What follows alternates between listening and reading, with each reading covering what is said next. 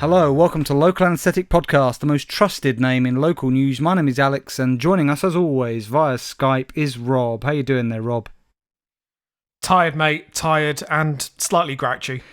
Yeah, I mean, look, we should just, before I get into this, I should just say this is a podcast that covers local news for local people. Weird, funny, sinister, strange local news. You know the drill by now. But Rob, whatever happened in your day can't top mine, because this morning, at around 10 a.m, 9:30, I was walking through central London to go to a meeting I won't say where it was, but I turned up at some building, basically, and as I was heading there, I heard this noise above me that went like this, and was showered in shit all over my hair. I mean, Alex, that's supposed to be good luck. And I immediately put my hand to my hair, almost instinctively. Rob, my hair was covered in this, and it was brown, which is unusual for bird shit. Proper dark brown clumps of shit in my hair. Now wait, so then I arrived for the meeting, and so the person who was meeting me came out to greet me, and I said, "Hi, I could really do with using your bathroom." And I looked at them and I said, "Because a bird." I didn't say anything, I just said a bird, and they immediately knew, and they looked at my head and they went, "Ah, yes, of course." And then they started talking to me quite at length about what we were going to be doing that morning while I was standing there with my shit-covered hair, and then proceeded to want to give me a walk to the room where we'd be meeting. And I had to remind them and say, I do just need the bathroom. And they looked at my hair and said, "Oh, yes, the bird, right." And then I was in the bathroom for about 10 minutes trying to get clumps of bird shit out of my hair. When I arrived home, of course, I did swiftly shower.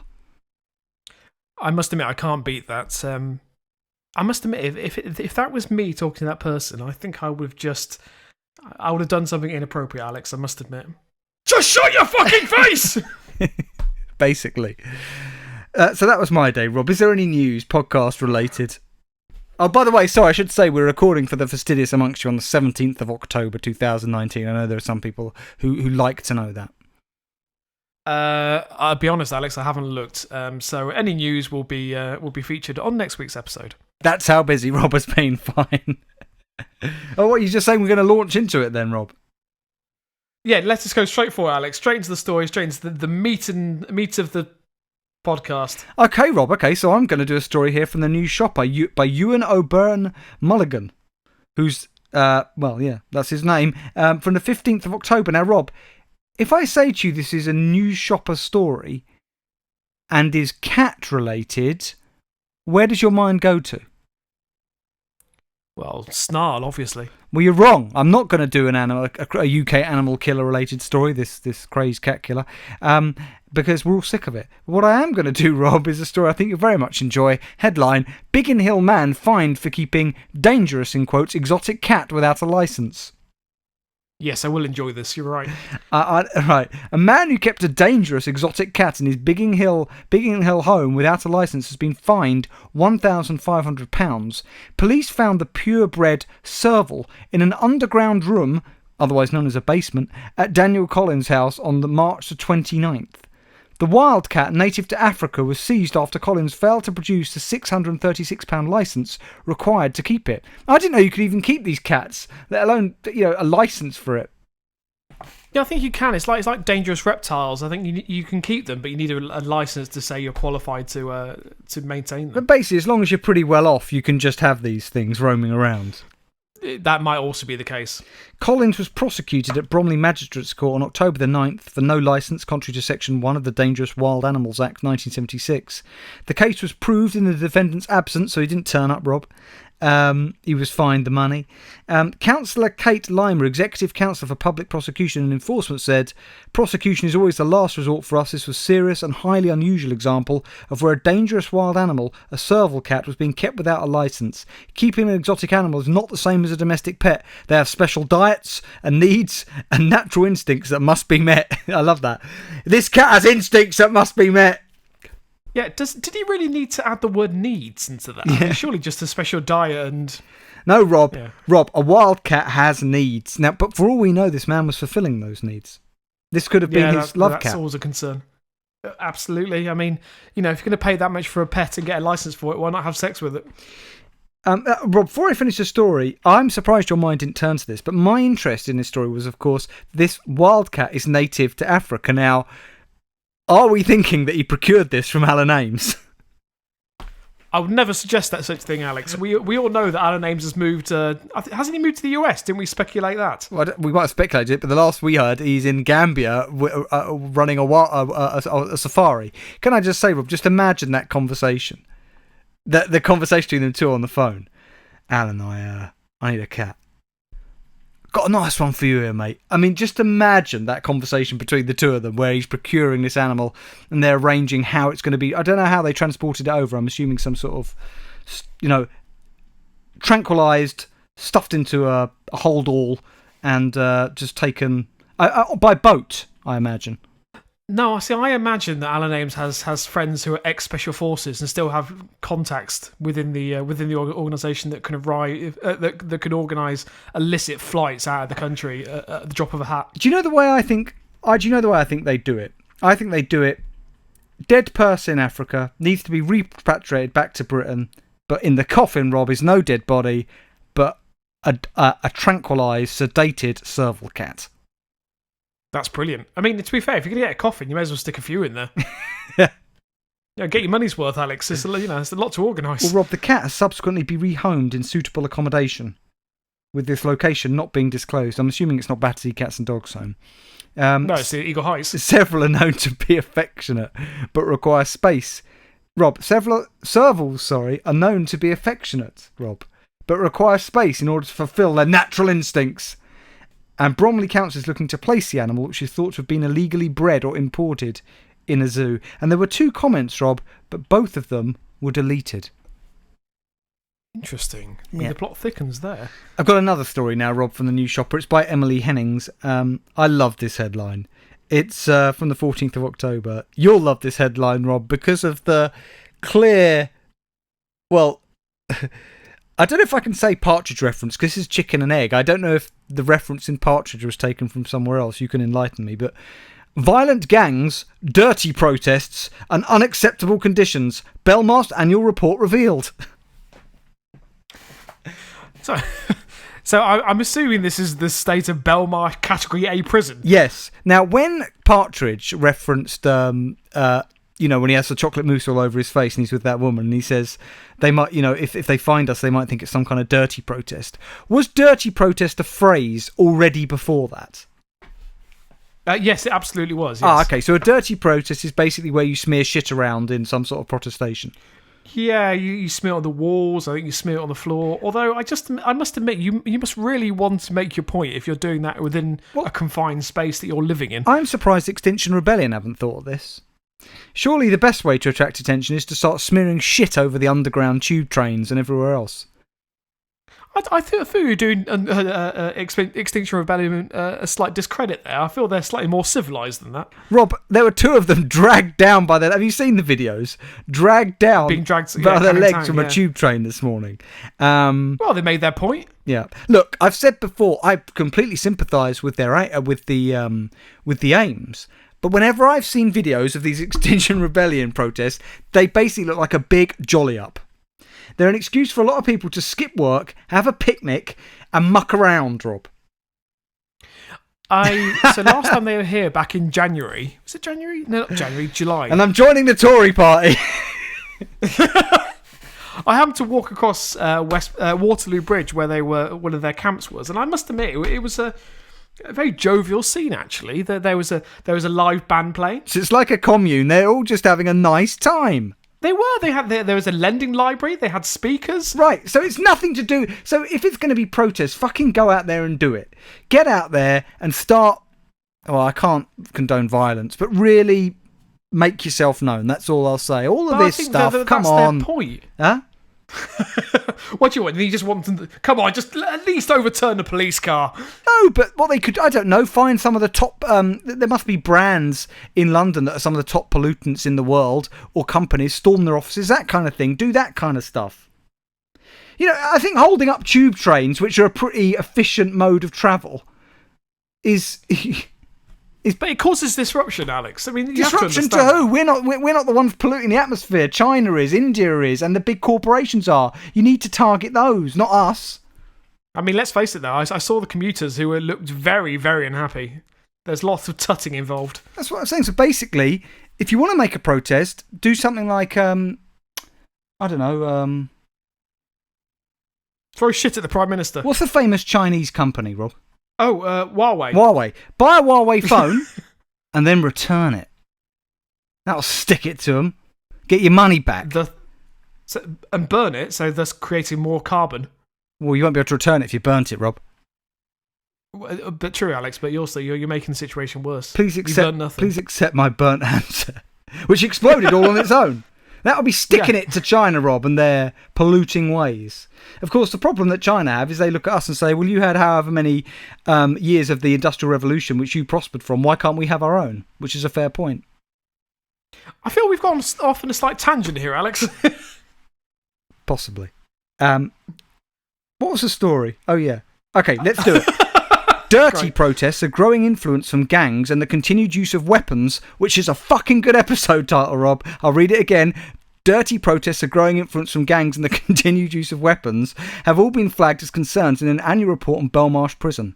Once a year, the Prison Act 1952 requires every prison to be monitored by an independent board appointed by the Secretary of State from members of the community in which the prison or centre is situated. So, for those who don't know, Belmarsh is down in Thamesmead, which is a particularly unpleasant part of London. But what I find really strange is, so Belmarsh Prison is actually one of 3 that are directly next to each other, and then literally on the opposite side of the road there is a housing estate. Who on earth would want to live there? Well, they might not have much of a choice, Rob. Anyway, yeah, well, that's true. Belmarsh has not come out on top after the inspection, Rob, which details an increase in prison gangs and violence towards staff. Belmarsh, situated in Woolwich, was opened in 1991 at a cost of over £150 million to build. One section of the report goes into great detail about the state of the prisoners' living situations. The report says the continued use of 3-man cells designed for 2 people is unacceptable, and I mean, that is horrendous. I wouldn't want to be in a cell with 1 man, let alone 2. It's of great concern that no progress has been made on reducing the occupancy back to 2-man cells. The Governor is also unhappy about the situation. Pleased to hear it, Governor. Yeah. The segregation unit is said to be in generally good condition. However, due to the damage created by the prisoners, this is reducing the amount of available accommodation. The area outside the cell windows is always covered with litter, which cannot be kept under control despite the efforts of cleaners. It's also been reported there have been 4 dirty protests during this year. But they don't, Rob, go into detail, which is unfortunate. But again, does this not demonstrate that this is just a prison service that's overstretched and cannot deal with the intake, really? Of course, and Boris Johnson's administration wants to lock more people up, Rob. Of course. On top of this, Rob, despite rules being put in place in 2007 over the use of razor blades, now I just want you to hold that thought there. In 2007, rules were put in place around razor blades. This prison, Rob, was built in 1991. Just to be clear, it took them 16 years to implement. Do you know what, Gov? I reckon we should have a rule about, you can't bring razor blades into the jail. Do you know what, mate? I think you're right. Before that, it was fine. That seems bizarre to me. So, is that... But what have they outlawed exactly? Well, Rob, despite rules being put in place in 2007 over the use of razor blades, prisoners are still making weapons, Rob, from other materials such as bedding, plastic cutlery, pencil sharpeners, and glass. Oi, Gazza, look at this shiv I've made out of my bed sheets. I mean, that's a skill. If someone who's managed to do that, I don't know how you'd get something that sharp. I think it would take a lot of maybe hair gel, something that would really make the edge go sharp. At least, or harden over time. Maybe jizz. Well, it's a natural substance. So you're saying you get a sheet and you cover it in male semen, wait for it to dry to sufficient quality in order to make a rudimentary shiv. All I'm saying, Alex, if you're in a cell with 2 other men, why not just enjoy yourselves? Why not sit around together, having a quick hand shandy over a bedsheet? A quick hand shandy over a bedsheet is a wonderful episode title. Yeah, true. Okay, Rob, comments. Who are they, he says. They're taking the piss. Use of 2-man cells for 3. Try living in an overcrowded home that you have no way of getting out of because your salary doesn't stretch that far. Still, it's okay for all children, both same and opposite sexes, to live in cramped conditions indefinitely, but not okay for a criminal. Bullshit. Now, Rob, that is the classic. That comment encapsulates what the Conservatives always want to do to Britain, which is this dividing. So yeah, because prison conditions are shit. Sorry, because my living conditions are shit, prison conditions should also be shit. And let's just drag everybody down to the bottom rather than trying to raise everybody up. Yeah, that's fair. Stuck to settee, I don't know if she is, says young women, old people rummaging around in public bins at night. Yep, the economy stinks right now. So boo-hoo if you're cramped. At least you get fed. So, is this the new shopper? Yes. Fucking hell, how bitter are people? I mean, well, but this is the thing, Rob. If you haven't got anything because of austerity, you become jealous of everybody, don't you? Immigrants, even prisoners are getting fed more than you because you're down at a food bank. God, that's bleak. Yes, it is. Rebecca Borrowsdale says, cleaners, put the prisoners to work. If they don't work, they don't get fed. And if they're so overcrowded, deport the foreign ones. Case in point, Rob. Yep.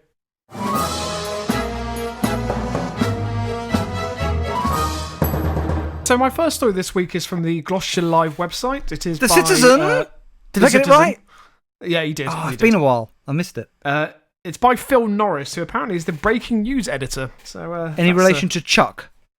I'd love to believe it he was, but yeah, he's obviously fallen on hard times if he was reporting for the Gloucestershire Live. It's I don't know is the 17th today? I don't know what day it is. I did say earlier, Rob, you should have been listening. Yes, it's the 17th. It is the 17th. Oh well, this is from today then.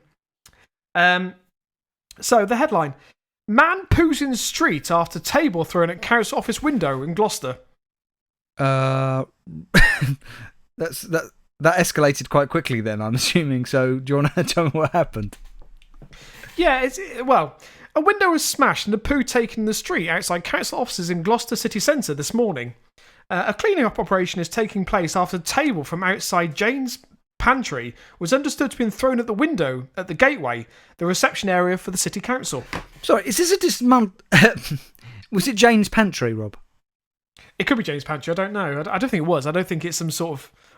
I mean, I can't think why on earth they'd want to take vendetta against the council. So, is this a disgruntled company with the wonderfully named Jane's Pantry, who, in protest, threw a table at the window and then decided to take a shit on the street? I imagine that the two. I think we have to distance ourselves from the suggestion that it was Jane's Pantry or an employee thereof. I didn't say an employee. I said a customer. But are you telling me that they threw a table at the window, but just also happened to need a shit, and that's how the two things coincided? Apparently so. Yeah. So people at the scene at the junction of Westgate Street and Upper Quay Street in the city centre said a man then did a poo in the road outside.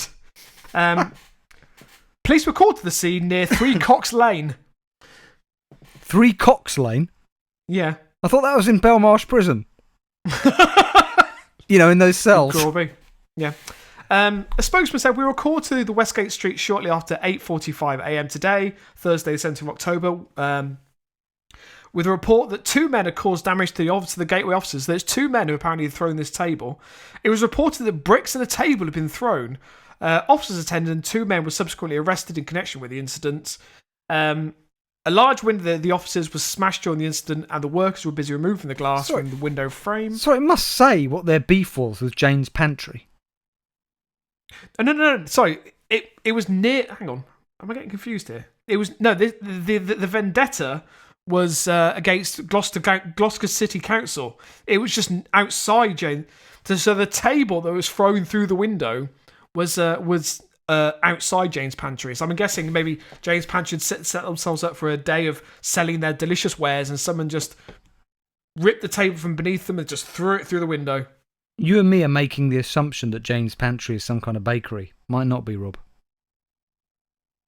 I mean, the word pantry... Well, no, that's true, actually. You're absolutely right. Maybe it's some sort of underwear distributor. Oh, Paul. Jane's Pants. Yeah, Jane's Pants. Jane's Pants trees. I don't know. I've no idea. What, she sells shit trees, does she? Yes, yeah. She sells basically knockoff bonsai trees. They're really bad quality, but people in Gloucestershire love them. What can you say? Rob, this is Les Dennis material. Come on, we need to move on. Yeah. Also, I just enjoy the it's. I mean, it goes into a lot of detail about what is really a non-story, but it did say that a poo stain was also visible in the parking loading area outside the offices. Lovely. That is a dirty protest, just to be clear. I imagine so. Yeah. It doesn't really go into any further details, which is good because my next story I think will need some more in-depth analysis. Is this a story about the cruise? It is, yeah. You told me. No, you told me in the week, do not read a story about a cruise, and I didn't. I don't think. Okay. Right, strap yourself in. So this is from the 9th of October by Matthew Dretch. From what paper, Rob? Oh, sorry, yeah, it's our obligatory story from the Mirror. Ah. So, cruise ship passengers fury over stale food and overflowing loos on luxury trip. As I would be furious. It gets better, Alex. It really does. So, furious cruise ship passengers nearly rioted at sea after the luxury trip turned into a nightmare of stale food and overflowing toilets. Rob, I just did a story about a cruise ship, didn't I, a few weeks ago, about that man who turned up to the buffet dressed as a clown, and the other customers went mental because it wasn't meant to be fancy dress, and it ended in a mass brawl. I really feel there are some parallels here. I mean, there's no fighting involved, but let's go into it. Okay. So but this also sounds like Pontins, like the stories we had about Pontins. Yeah, that's fair. Maybe this cruise ship was called, Pontins at Sea. Noel Evans is the captain. I mean, we speculated last week that Pontins obviously don't have an airline, but it wouldn't surprise me if they'd started a cruise ship or a cruise liner business. I would love that idea. He just sails around the coast, their different holiday resorts. You turn up and it's just a couple of rowing boats with no oars. Yeah, I just imagine a converted ferry. Yeah. Which they bought off Chris Grayling. Which is obviously a joke because he didn't have any. So the £5,300 a ticket cruise descended into near mutiny as passengers staged a mass on-board protest on the ship over the conditions. Fucking hell. The 2,000 tourists, including Brits who paid for the trip of a lifetime on a 2-week Norwegian Spirit tour, were instead stuck at sea for 3 days after the ship reportedly failed to dock. Why did it fail to dock? Didn't hit an iceberg, did it? No, thank God, no. Hundreds of passengers chanted, "Get us off this ship!" as a cruise went on to skip its key destinations, ended up in Belfast instead of Iceland. Rob, I've got a question for you. Yes. If the Titanic hit an iceberg, when the Titanic hit the iceberg, I'm not going to get into conspiracy theory. When the Titanic hit the iceberg, why didn't the people who were on board the Titanic climb on top of the bit of the iceberg that was jutting out the water so that they didn't drown? Well, from my understanding about the iceberg, I think they didn't realise that initially. I think, my understanding is they'd hit the iceberg and then kept sailing. Yeah, exactly that. But even if what I just said had happened, that idea is obviously, even to my mind, patently ridiculous. I don't think you can just stand on top of an iceberg and just hope. Alex, you don't know until you try it. Right. Sometimes if you're stranded in the middle of the Atlantic and in freezing cold temperatures, sometimes you just have to pluck up the courage and just stand on an iceberg. And in saying that, is that not a metaphor for Brexit?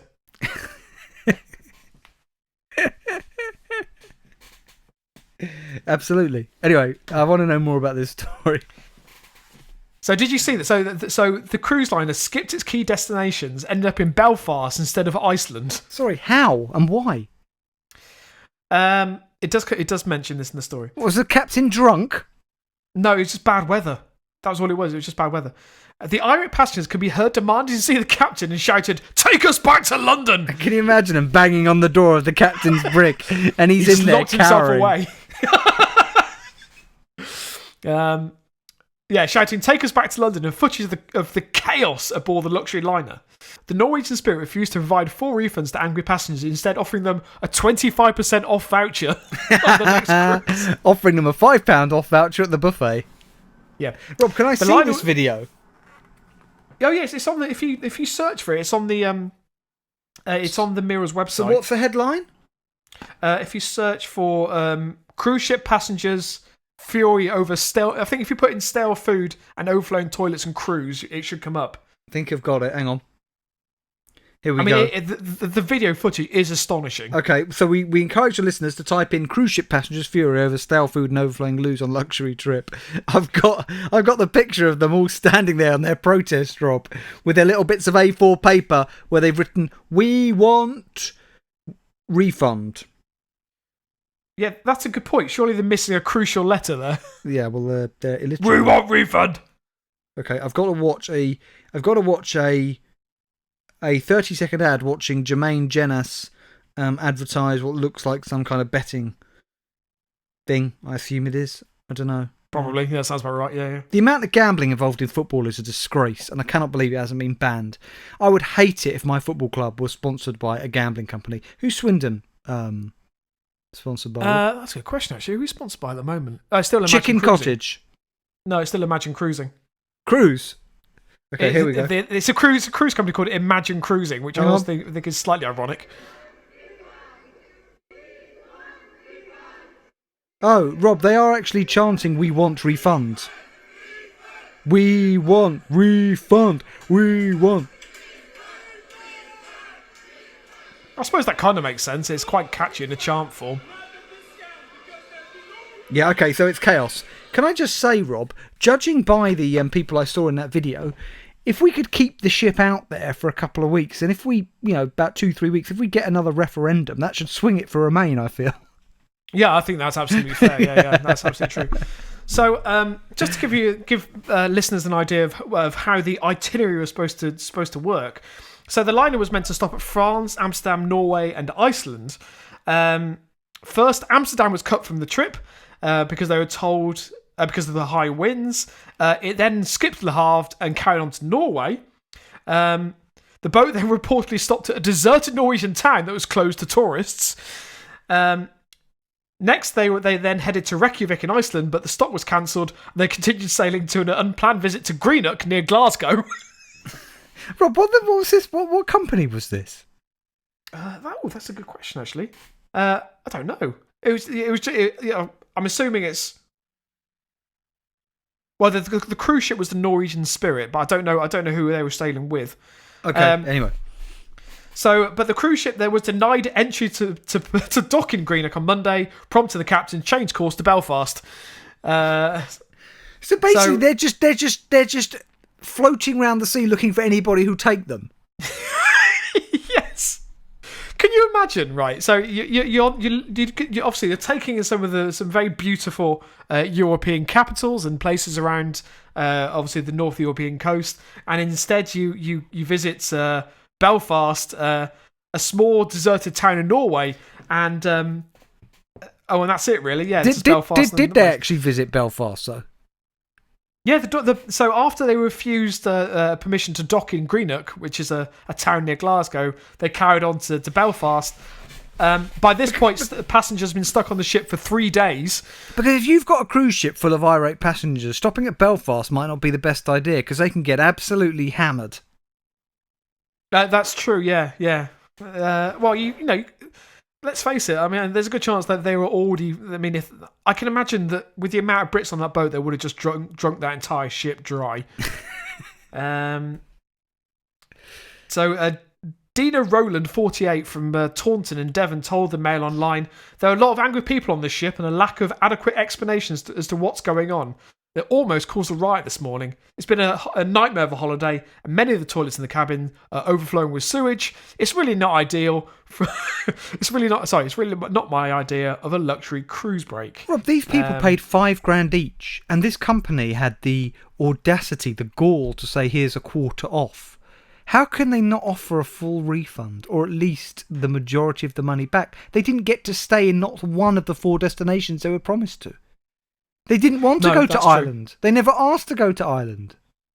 $5,000, Rob, to go to Ireland. It cost you 50 quid on a plane. Yeah, it cost them $5,000 to sail from Southampton to Belfast. And again, a nice metaphor for Brexit. Indeed.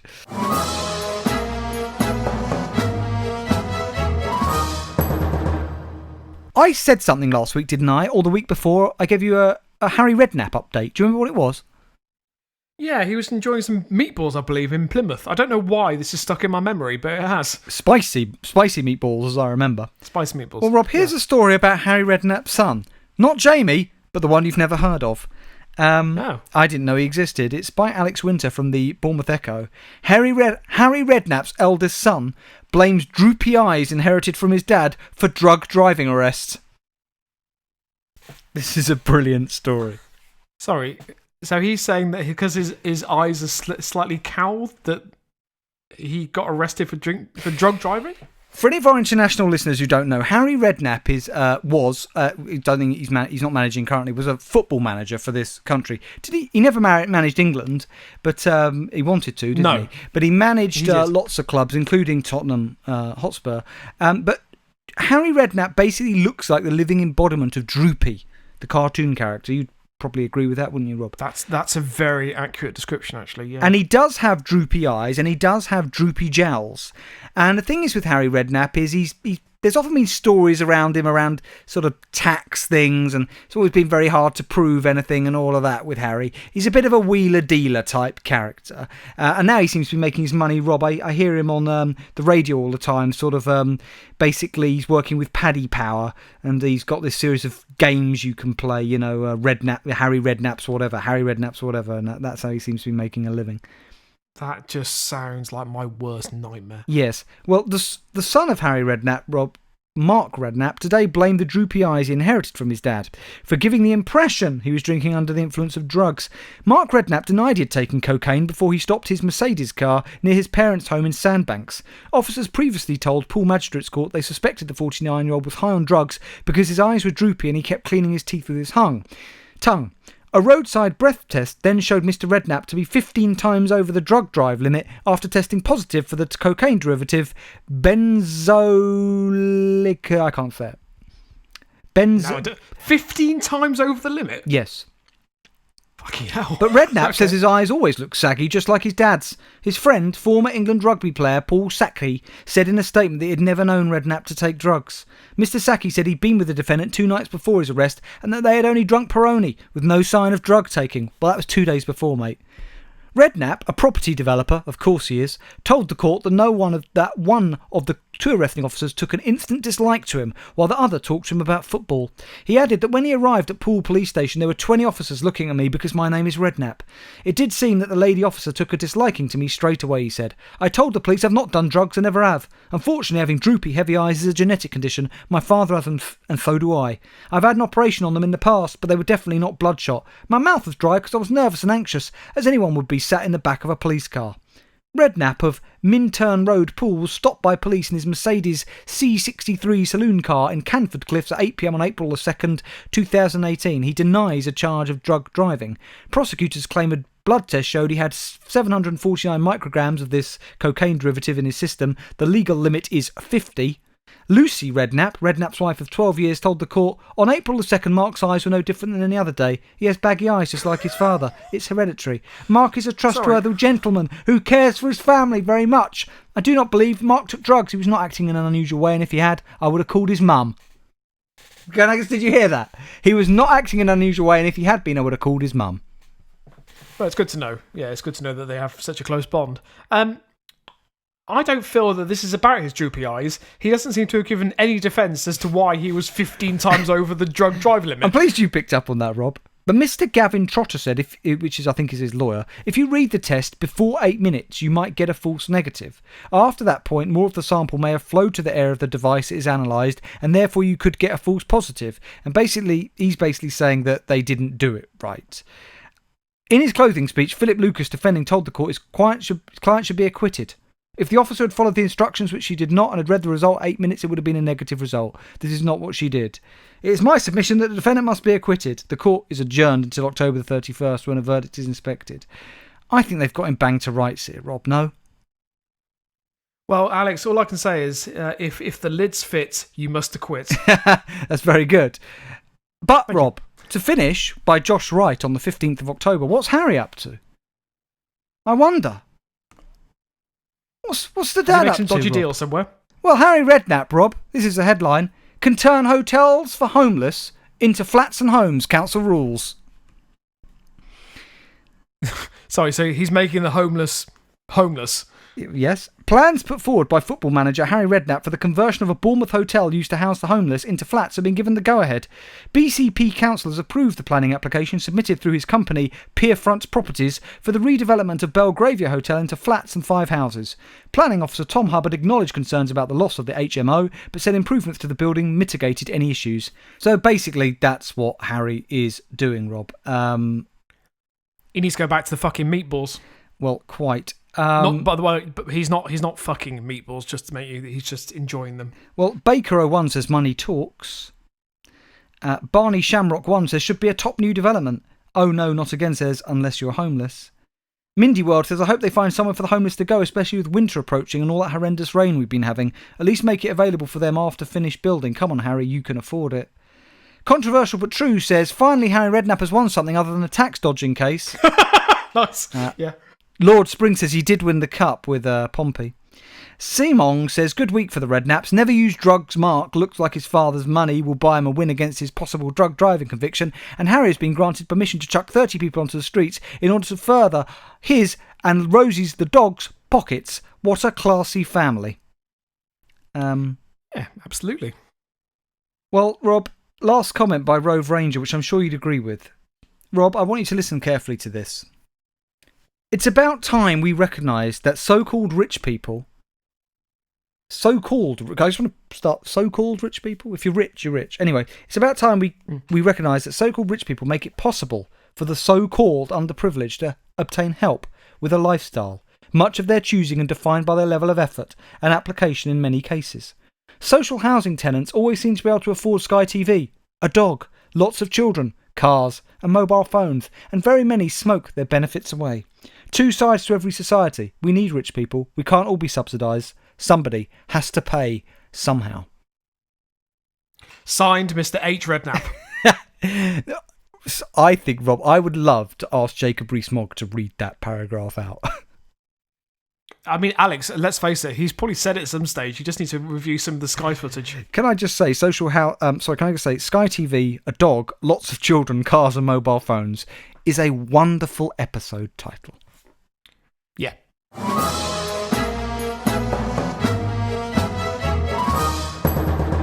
Okay, Rob, it is time, as always, for our listener story of the week. Who's it from this week, Rob? So this week it is from Amy, from the... And again, Amy from Nottingham, isn't it? Near to. Where's she from again? I don't... Just near Nottingham. Okay. Yep. Amy must be quite a common name, Rob. Yeah, I don't she be identifiable? No, I just can't remember where she's from. Oh, right, okay. Thanks for making me say that out loud. Anyway, Amy, I apologise, although you're probably asleep anyway, so it's fine. Amy, wake up. For God's sake, you've got a podcast to listen to. Amy, the cruise ship's hit an iceberg. Yeah, quick, stand on top of it and wait for help. The iceberg, not the boat. That wouldn't be a good idea. No. So this is from the Wigan Today paper, which again, obviously our listeners have gone the extra mile and found a local news story from a new paper.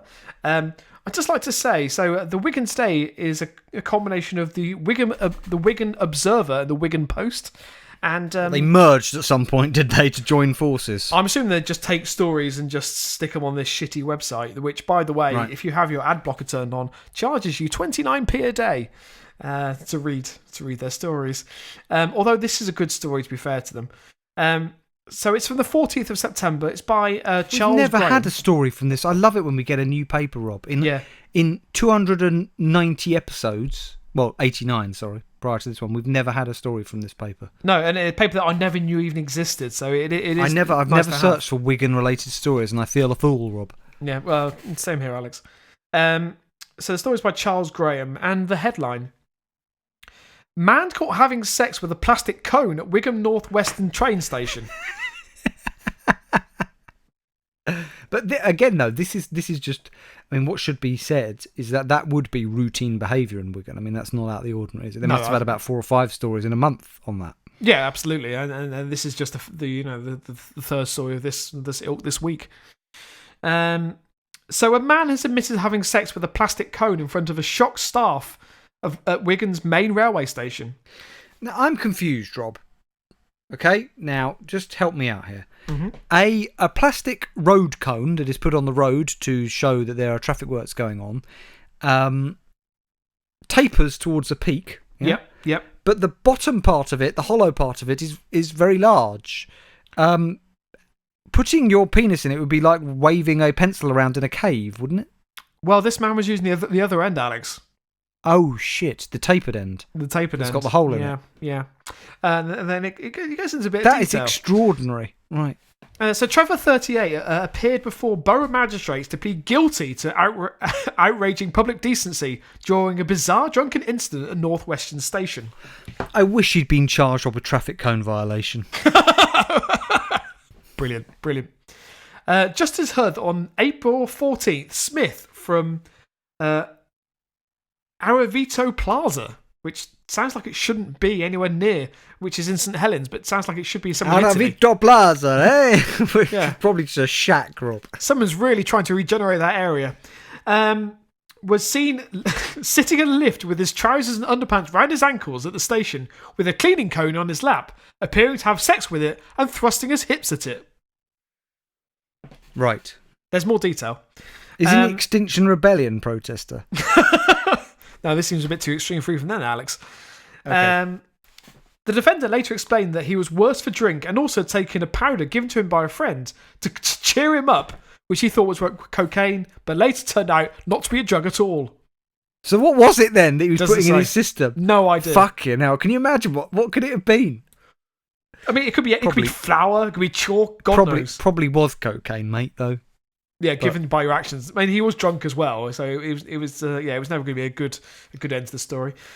The hearing was told that around 9:30 p.m, a Virgin Trains team leader was asked by a colleague to meet him at the station lift to platform 4 at the subway level.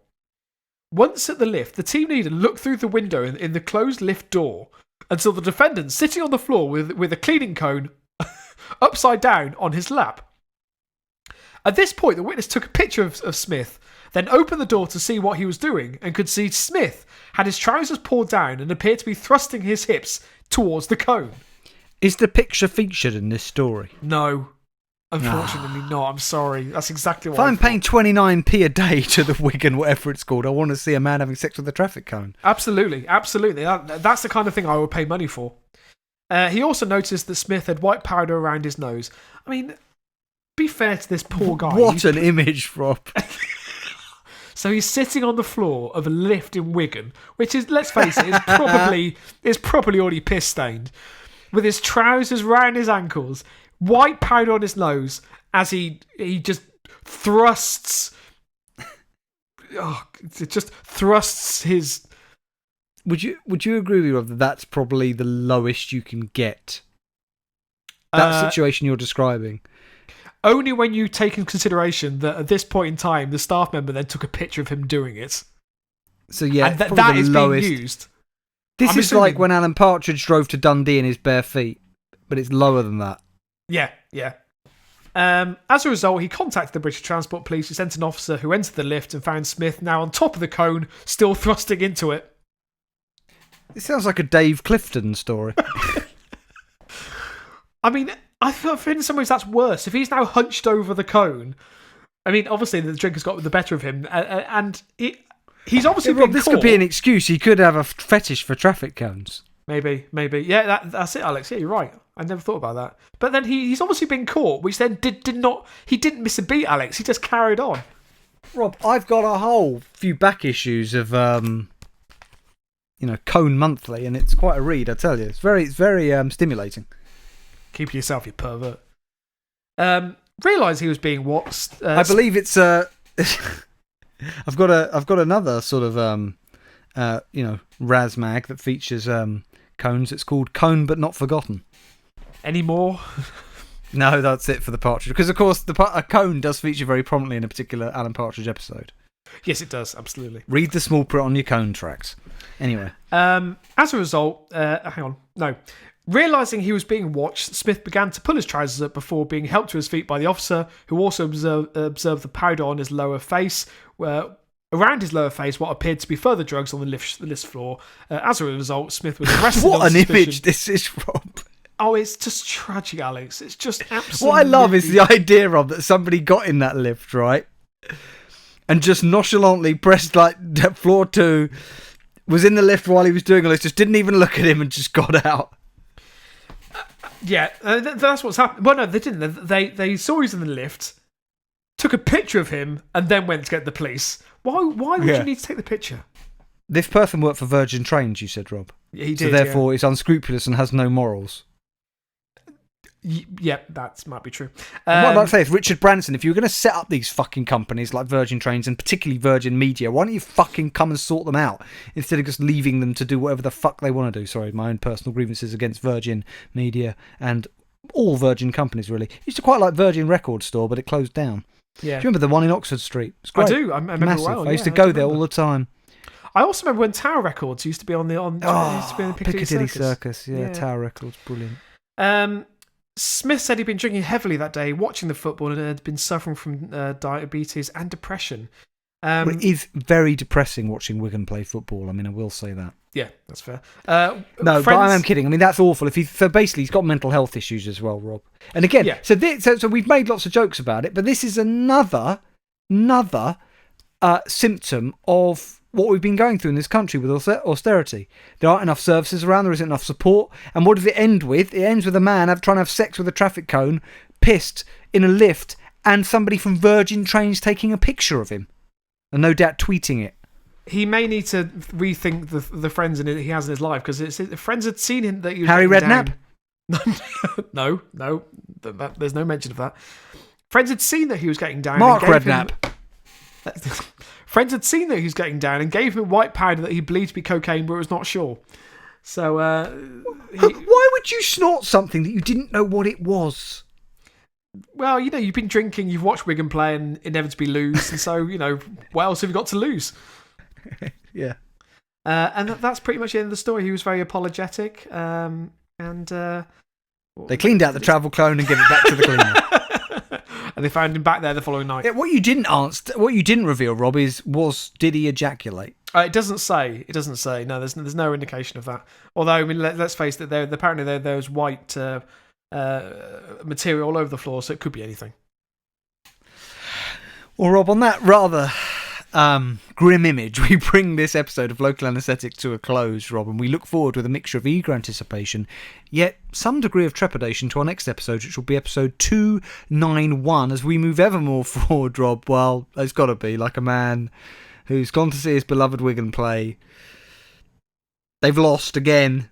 He's got pissed afterwards to drown his sorrows, and is trying to be thinking what he can do in Wigan sort of town centre, and could think of nothing else, Rob, but ensconcing himself inside a lift and making love to a traffic cone. Sweet love, Rob, to a traffic cone. Just like that, we move ever more forward to our next episode, which will be 291. We can be found on our website, lapodcast.net. All of the episodes can be downloaded there for free. There is a donate button, you'll see. PayPal button, I think it is, in the top right-hand corner. If you want to donate to this podcast, leave us a tip.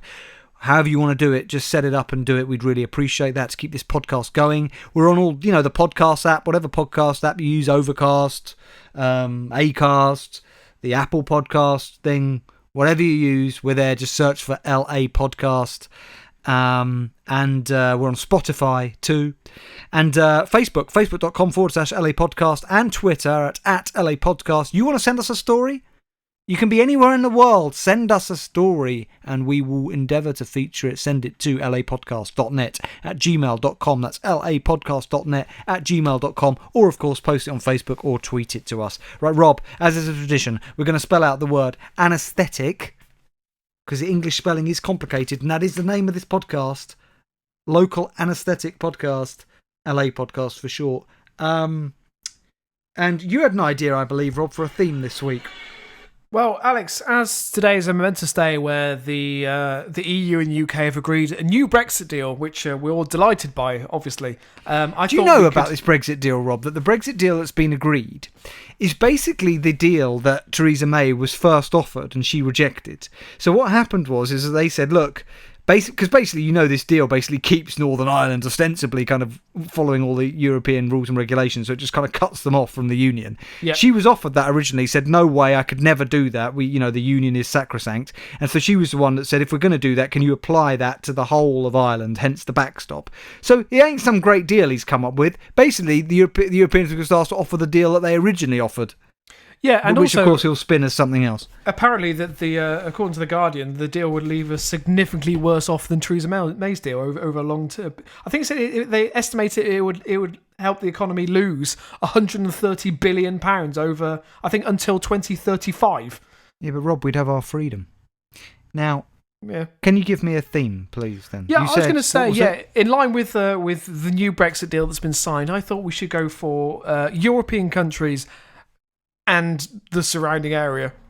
No, I think it's got to be European countries, Rob. I'm pretty sure there's no European country begin with T. We'll find out. Okay. But so basically, countries who are members of the evil European Empire. Yes, that's right. Yeah. Okay. Where's Andorra, Rob? I don't know. Well, it would help if we knew where things were. I don't. Okay, Austria. Netherlands. Okay, we need to find out about Andorra now. This is terrible. I don't think it's got anything to do with it. It's Andorra is a tiny independent principality situated between France and Spain. I'm having it then. Andorra. Fine. Estonia. Oh, good, Rob. Spain. T. Now, Rob, there might well be.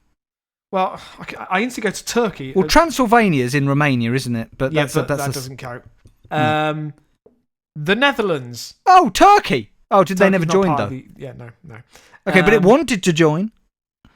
I don't think there is. Yeah, that'll do. Yeah, Turkey. Wow. Okay, we'll look it up after. H. Hungary. I've been to Hungary, by the way. E. Another E. Can I tell you something about Hungary, Rob? Just a funny story, quickly. Yeah, go on. Many years ago, I went to Hungary. And we'd all planned to basically, we went to visit, don't be looking any cities up, Rob, countries up. We went to stay by a lake, a very famous lake in Hungary, and then to go to Budapest afterwards. And it was a camping trip, Rob. We were going to camp by the lake. And we all went there, and everybody got into their tents. But me and a friend of mine, who you've met, Jack, had a look at those tents, Rob, and had a look at that campsite, and decided to walk down the street and book ourselves into a hotel, which we did.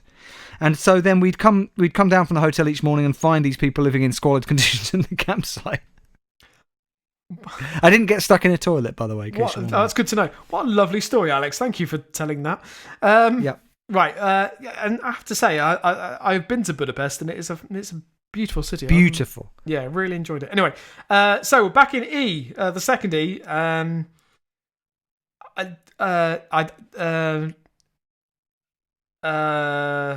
I don't think there is another E, unfortunately. Well, Europe, the global state of Europe. Do you know what, Rob? I quite like that. T. Because we already struggled with the last T.